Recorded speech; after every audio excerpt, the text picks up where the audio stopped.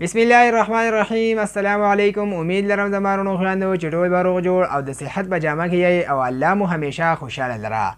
نن درته د الله پاک صفات نوم الاخر جل جلاله د دې معنا او یو څو ډېر بهترین خواص ښایم چې زموږ دپاره پکې ډېرې فایدې او برکتونه دي. دا ویډیو به تر اخره پورې ګورئ او د نورو دوستانو سره به د ثواب په نیت مخې ته ضرور شیر کوئ. نمارونو خویندو الاخر جل جلاله دا د الله پاک صفاتی نوم دی.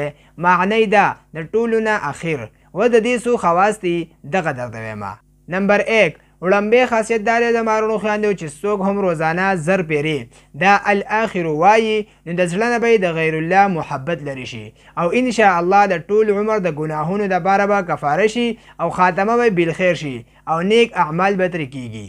نمبر 2 دویمه خاصیت دا د مارونو خویندو چې د چا عمر اخري شوی وي یعنی اخري عمر ته رسیدلی وي او نیک اعمال ورسره نه وي نو هغه دی د الاخر د دې ورد کوي ان شاء الله پاک به د عاقبت بهتر کړي. نمبر 3 درېمه خاصیت دا د مارونو خویندو چې څوک یو ځای ځي او دا الاخر وایي نو ان شاء الله عزت به هلته مومي.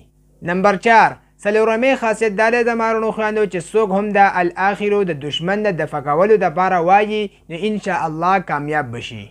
نمبر 5 پنځمه خاصیت دا د مارونو خویندو چې څوک هم د ماسخوتن د مانځه نه بعد سل پیري د دې الاخر ویلو معمول جوړ کړي نو ان شاء الله د اخري عمر به د اولني عمر نه غوره شي. نو دا دوستانو د الله پاک صفاتی نوم الاخر جل جلاله د دې معنا او خواص امید ده چې تاسو به پې پوهه شوي. موږ په خپل دعاګانو کې ضرور یاد ساتئ. تر د بلې ویډیو پورې راکړئ اجازت. جزاک الله.